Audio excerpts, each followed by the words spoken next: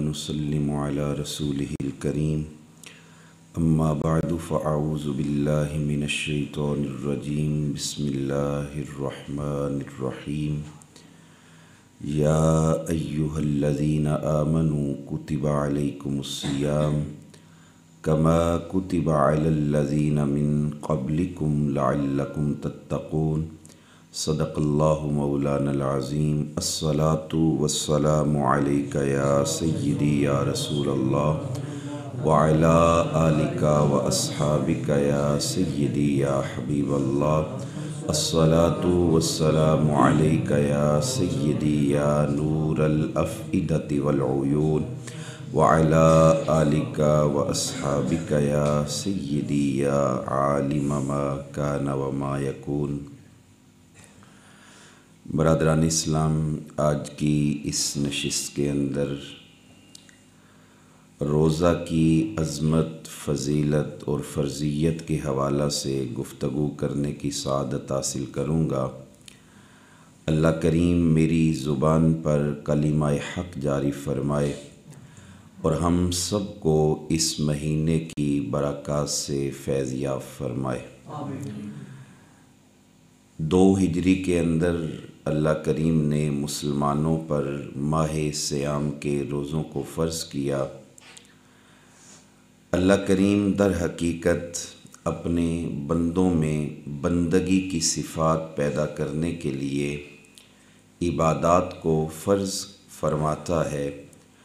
انہی فرض عبادات میں سے ایک روزہ ہے، جس کے بارے میں اللہ کریم قرآن میں ارشاد فرماتا ہے، یا ایہا الذین آمنوا کتب علیکم الصیام، اے ایمان والوں تم پر رمضان کے روزے فرض کیے گئے، کما کتب علی الذین من قبلکم، جس طرح تم سے پہلے لوگوں پر فرض کیے گئے۔ مقصد روزہ کیا ہے؟ کیا صرف اور صرف صبح سے لے کر شام تک بھوکے رہنے کا نام روزہ ہے، پیاسے رہنے کا نام روزہ ہے، یا روزہ فرض کرنے کا مقصد کیا ہے؟ تو اللہ کریم نے اسی آیت کے آخر میں ارشاد فرمایا، لعلکم تتقون، یہ روزہ اس لیے فرض کیا ہے تاکہ تم متقی بن جاؤ، تم پرہیزگار بن جاؤ، تمہارے اندر تقوی کی صفات پیدا ہو جائیں۔ تو تقوی کے حصول کے لیے اللہ نے اپنے بندوں پر رمضان کے روزے فرض کیے ہیں۔ اور یاد رکھیے گا کہ یہ جو روزہ ہے یہ حصول روحانیت کا ذریعہ ہے، روزہ اہل تقوی کی علامت ہے، روزہ اللہ کی طرف سے برکت کے حصول کا ذریعہ ہے۔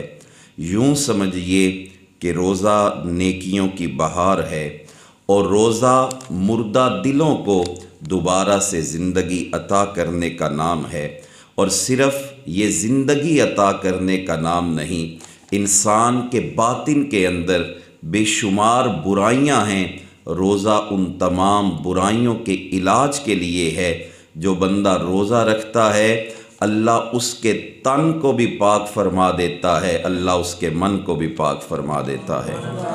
اور اللہ کریم نے یہ روزہ اپنے بندوں پر فرض کیا، فرمایا لعلکم تتقون، یہ اس لیے ہے تاکہ تم تقوی اختیار کرو، تم اللہ سے ڈرنے والے بن جاؤ۔ اب روزہ کسے کہتے ہیں؟ تھوڑا سا اس بات کو سمجھنے کی کوشش کیجئے گا۔ روزہ نام ہے الامساک عن الاکل والشرب والجماع، روزہ نام ہے رکنے کا، کھانے سے، پینے سے اور وظیفہ زوجیت ادا کرنے سے۔ اب کھانا پینا یا حلال بیوی کے قریب جانا، یہ عام حالات کے اندر، عام دنوں کے اندر اللہ نے طیب، طاہر، پاکیزہ چیزوں میں سے کھانے کا حکم دیا ہے۔ لیکن جیسے ہی رمضان آتا ہے، بندہ روزہ رکھتا ہے، تو وہ تمام چیزیں جو اللہ نے عام حالات میں انسان کے لیے جائز قرار دی ہیں، لیکن روزہ کی وجہ سے ان حلال چیزوں سے رک جاتا ہے۔ کیوں رکتا ہے؟ کہ میرے اللہ کا حکم ہے۔ اب اس کی مثال آپ یوں لیجئے کہ انسان وضو کے لیے جب وضو خانے میں بیٹھتا ہے، انسان منہ میں پانی ڈالتا ہے کلی کرنے کے لیے، اب اسے کوئی دیکھنے والا نہیں، پیاس بھی شدید لگی ہے، لیکن اس پانی کو اپنے حلق سے نیچے نہیں اتارتا۔ کیوں نہیں اتارتا؟ وہ جانتا ہے کہ میں روزہ سے ہوں، کوئی مجھے بے شک نہیں دیکھ رہا، لیکن میرا اللہ تو مجھے دیکھ رہا ہے۔ تو یہی صفت پیدا کرنے کے لیے اللہ نے روزہ فرض کیا ہے کہ جب انسان یہ کہتا ہے میرا اللہ دیکھ رہا ہے، اسی کو تقویٰ کہا جاتا ہے، اسی کو ڈرنا کہا جاتا ہے۔ اور اگر میں قرآن کی آیت کی روشنی میں اس کا اجر آپ کے سامنے بیان کروں تو اللہ فرماتا ہے وَأَمَّا مَنْ خَافَ مَقَامَ رَبِّهِ وَنَهَى النَّفْسَ عَنِ الْهَوَىٰ فَإِنَّ الْجَنَّةَ هِيَ الْمَأْوَىٰ۔ کتنا خوبصورت فرمان ہے۔ ارشاد فرمایا جو بندہ اپنے رب کے ہاں کھڑا ہونے سے ڈر جاتا ہے، رب کی نافرمانی سے رک جاتا ہے، اپنے نفس کی خواہش پہ قابو پا لیتا ہے، اس بندے کو مبارک ہو۔ فَإِنَّ الْجَنَّةَ هِيَ الْمَأْوَىٰ، اللہ جنت میں اس کا ٹھکانہ فرما دیتا ہے۔ تو لعلکم تتقون، یہ تقوی کے حصول کا ذریعہ ہے۔ انسان اب دیکھیں، جب انسان حلال چیزوں سے رکتا ہے تو جب حلال چیزوں سے رکنا یہ روزے کی وجہ سے ہے، پھر بندہ حرام کے قریب نہیں جا سکتا۔ اور روزانہ جب یہ پریکٹس ہوتی ہے، بار بار جب یہ پریکٹس کی جاتی ہے کہ انسان حلال چیزوں کو چھوڑ رہا ہے، انسان پھر دودھ میں پانی بھی نہیں ملاتا، انسان پھر کاروبار کے اندر ہیرا پھیری بھی نہیں کرتا، انسان ماپ تول کے اندر کمی نہیں کرتا۔ اور جب یہ ساری کی ساری صفات بندے کے اندر پیدا ہو جاتی ہیں، بندہ عدل کرتا ہے، انصاف کرتا ہے، ملاوٹ سے دور رہتا ہے، ناپ تول میں کمی سے دور رہتا ہے، تو بندے کی طہارت ہو جاتی ہے۔ اور یہی طہارت ہے جو اللہ چاہتا ہے، پھر اللہ اپنے بندے کو اپنا قرب عطا فرما دیتا ہے۔ نبی اکرم صلی اللہ علیہ وآلہ وسلم آپ کی احادیث مبارکہ کی طرف بڑھتے ہیں۔ حضور علیہ الصلاۃ والسلام آپ نے بڑا خوبصورت بیان ارشاد فرمایا، بڑی خوبصورت حدیث مبارکہ ہے۔ فرمایا من صام رمضان ایمانا و احتسابا غفر له ما تقدم من ذنبی، جو بندہ رمضان کا روزہ رکھتا ہے ایمان اور محاسبہ نفس کے ساتھ، ہر چیز کا کوئی نہ کوئی تقاضا ہوتا ہے، جو روزے کو اس کے تقاضوں کے ساتھ رکھتا ہے۔ روزہ صرف منہ کا نہیں ہے، روزہ صرف پیٹ کا نہیں ہے کہ ہم کھانے سے رک جائیں، پینے سے رک جائیں یا نفسانی خواہشات سے رک جائیں، بلکہ روزہ ہے آنکھوں کا، روزہ ہے کانوں کا، روزہ ہے ہاتھوں کا، روزہ ہے پاؤں کا۔ جب انسان محاسبہ نفس کرتے ہوئے روزہ رکھتا ہے تو آؤ سنو حضور کا فرمان کیا ہے۔ فرمایا من صام رمضان ایمانا و احتسابا غفر له ما تقدم من ذنبی، جو ایمان اور محاسبہ نفس کے ساتھ روزہ رکھتا ہے، اللہ روزے کی برکت سے اس کے سابقہ سارے گناہوں کو معاف کر دیتا ہے۔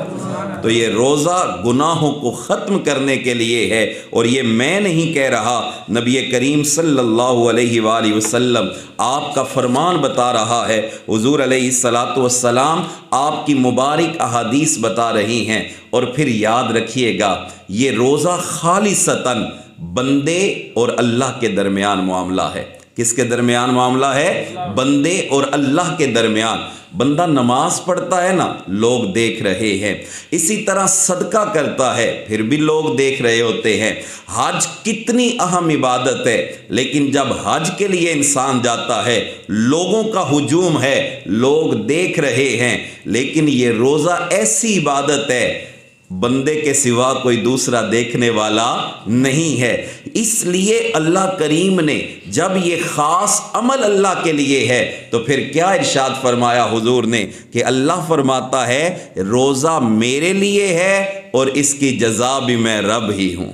روزہ میرے لیے ہے اور اس کی جزا بھی میں رب ہوں۔ کیا مطلب ہے؟ اللہ فرماتا ہے کہ یہ عمل خاص میرے لیے ہے، اس میں دکھلاوا نہیں ہے، ریاکاری نہیں ہے، پھر میں رب اپنے بندے کو اپنی شان کے مطابق اس کا اجر عطا کرنے والا ہوں۔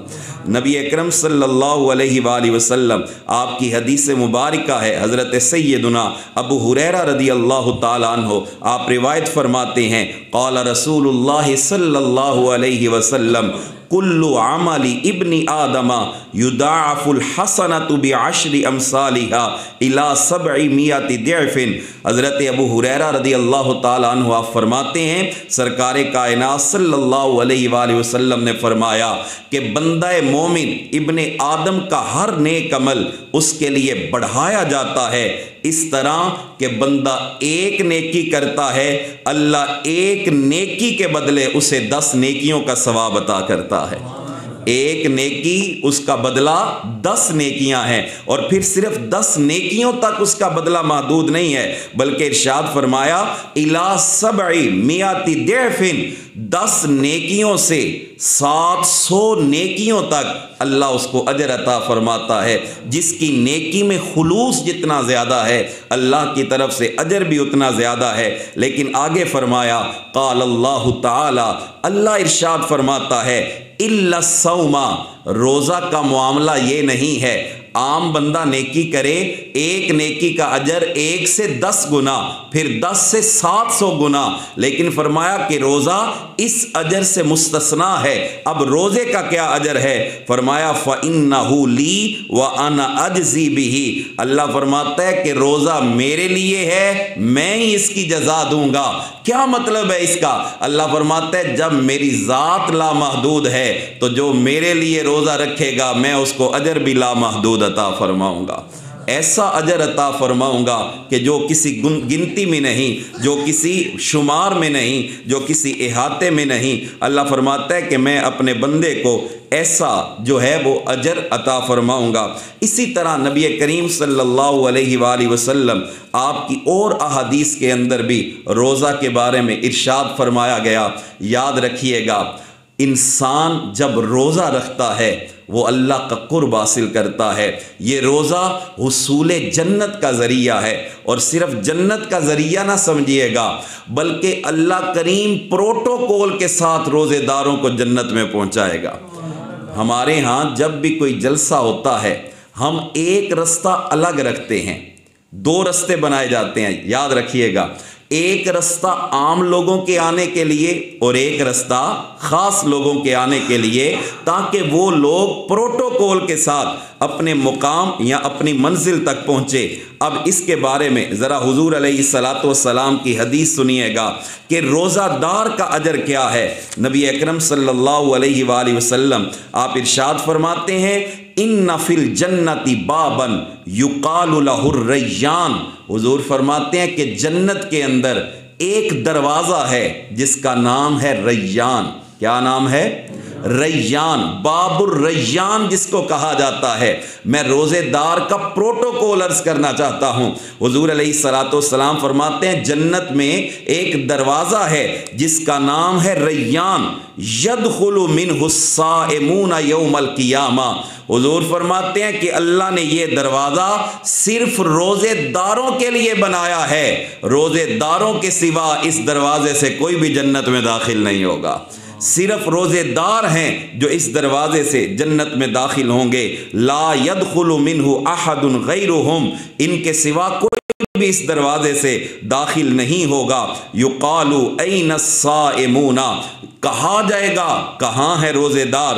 فیقومون، وہ کھڑے ہو جائیں گے تو اللہ فرمائے گا کہ ان کو پروٹوکول کے ساتھ جنت میں لے جاؤ، لیکن جنت کے باب الریان سے ان کو لے جاؤ، تاکہ پتہ چلے کہ یہ جو باب الریان سے جنت میں داخل ہو رہے ہیں یہ کوئی عام لوگ نہیں ہے، یہ اللہ کے لیے دنیا میں بھوکے بھی رہے، پیاسے بھی رہے، نفسانی خواہشات سے باز رہے، آج اللہ ان کو جنت میں داخلے کا انتظام یہ کر رہا ہے کہ اللہ باقی لوگوں سے الگ کر کے ان کو جنت میں داخل فرما رہا ہے۔ تو برادران اسلام، روزہ ہر مسلمان کے اوپر زندگی میں جتنی مرتبہ اسے رمضان جیسی بہار نصیب ہو رکھنا عاقل بالغ مسلمان کے لیے فرض ہے۔ فرمایا نا فمن شاہد منکم الشہر فلیصم، جو تم میں سے اس رمضان کے مہینے کو پائے تو وہ روزہ رکھے۔ اور یاد رکھیے گا یہ اللہ کی بندگی اور اطاعت اتنی خوبصورت ہے، اس کی عظمت اتنی ہے، سرکار کریم فرماتے ہیں کہ اگر کوئی جان بوجھ کے رمضان کا ایک روزہ چھوڑے گا، پوری زندگی بھی روزہ رکھے، اس ایک روزے کے اجر کو پا نہیں سکتا۔ آپ خود سوچیں کہ ایک روزہ اور پوری زندگی کے روزے، یعنی پوری زندگی بندہ رمضان کے روزوں کے علاوہ روزے رکھتا رہے، وہ ایک روزہ جو چھوڑا ہے اس کی کمی پوری نہیں ہو سکتی۔ تو ہم نے روزے کی طرف آنا ہے، ہم نے اللہ کی بندگی کی طرف آنا ہے، اپنے تقوی کے حصول کے لیے روزہ رکھنا ہے۔ آج حالات بڑے مختلف ہیں، آپ لوگ مجھ سے بہتر جانتے ہیں کہ آج پہلے یہ معاملہ تھا کہ جب بھی رمضان کا مہینہ آتا اہتمام کے ساتھ لوگ عبادت کیا کرتے تھے، اہتمام کے ساتھ روزے رکھے جاتے تھے، ایک فضا کے اندر تبدیلی محسوس ہوتی تھی۔ لیکن آج ہوٹلز کھلے ہوئے ہیں، آج چائے خانے کھلے ہوئے ہیں، سر عام مسلم معاشرے کے اندر کھانا پینا روزے کے مہینے کے اندر بھی روا ہے۔ یاد رکھیے گا کہ یہ مہینہ اتنا برکت والا ہے، جو اس کا ادب کر لیتا ہے اللہ اس کو بھی معاف فرما دیتا ہے۔ علامہ عبد الرحمن صفوری رحمۃ اللہ تعالی علیہ آپ اس روایت کو نقل کرتے ہیں کہ ایک روایت کے اندر یہودی ہے اور ایک کے اندر مجوسی ہے، آگ کی پرستش کرنے والا۔ کیا ہوا؟ مر گیا۔ کسی نے اس کے مرنے کے بعد اس کو دیکھا، پوچھا کیا بنا؟ اس نے کہا دیکھ میں نے جنتی لباس پہنا ہے، اللہ نے مجھے جنت عطا فرما دی۔ اب ساری زندگی اللہ کی نافرمانی کرنے والا، ساری زندگی آگ کی پوجا کرنے والا، تو اس نے پوچھا کون سا عمل تھا جس عمل کی وجہ سے یہ انعام ملا؟ تو مسلمان نہیں تھا، پھر یہ پروٹوکول کیسے ملا؟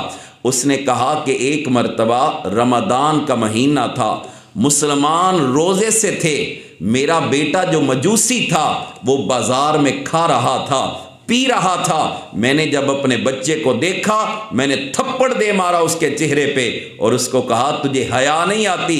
مسلمان روزے سے ہیں اور تو ان کے سامنے کھا اور پی رہا ہے۔ وہ کہتا ہے میرا یہ عمل بظاہر چھوٹا سا تھا، اللہ کو اتنا پسند آیا، اللہ نے اس عمل کی وجہ سے مرنے سے پہلے مجھے کلمہ نصیب فرمایا اور مرنے کے بعد اس کلمے کی وجہ سے مجھے جنت عطا فرما دی ہے۔ غیر مسلم اگر اس مہینے کا ادب کرے اللہ اسے یہ اجر عطا کرتا ہے، غیر مسلم روزے داروں کا حیا کرے اللہ اس سے یہ اجر عطا کرتا ہے۔ تو جو مسلمان اس مہینے کی اہمیت کو سمجھے، روزہ رکھ کے اللہ کی بندگی کرے، اللہ اس کو کتنا مقام عطا فرمائے گا۔ تو ماہ سیام ہم سے اس بات کا تقاضا کرتا ہے کہ ہم اس مہینے کے دنوں کو روزہ رکھیں اور رات کو کیا کریں؟ اللہ کی بندگی کریں۔ بس میں ایک بات کر کے اپنی گفتگو کو ختم کر رہا ہوں، بڑی ایمان افروز حدیث مبارکہ ہے، دن کو روزہ رکھیں اور رات کو قرآن سننا، قرآن پڑھنا، اس کو معمول بنائیے۔ آپ کہیں گے وجہ کیا ہے؟ بڑی خوبصورت حدیث مبارکہ ہے، نبی کریم صلی اللہ علیہ وآلہ وسلم آپ کے صحابی ہیں حضرت عبداللہ بن عمر رضی اللہ تعالی عنہما، آپ روایت فرماتے ہیں ان رسول اللہ صلی اللہ علیہ وسلم قال، حضور نے ارشاد فرمایا الصیام والقرآن یشفعان للعبد، قیامت کا دن آئے گا روزہ بھی بندے کی سفارش کرے گا اور قرآن بھی بندہ مومن کی سفارش کرے گا۔ روزہ اور قرآن یہ بندے کی کیا کریں گے؟ سفارش کریں گے۔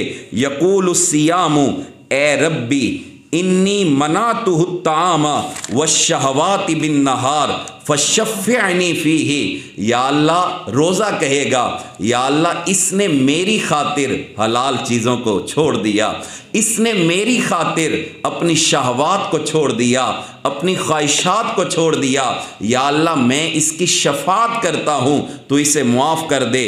وَيَقُولُ الْقُرْآنُ مَنَعْتُهُ النَّوْمَ بِاللَّيْلِ، اور قرآن کہے گا یا اللہ دن کے وقت اس نے روزہ رکھا تھا، رات میری تلاوت کرتا رہا، رات قرآن سننے کے لیے سنانے کے لیے جاگتا رہا، رات نیند کو چھوڑا ہے اس نے، میں اس کی شفاعت کرتا ہوں، سفارش کرتا ہوں، یا اللہ اس کو معاف فرما دے۔ حضور علیہ الصلوۃ والسلام ارشاد فرماتے ہیں فَيُشَفَّعَانِ، جب روزہ اور قرآن سفارش کریں گے، شفاعت کریں گے، اللہ شفاعت قبول کر کے جس کے حق میں شفاعت ہے اس کو جنت عطا فرما دے گا۔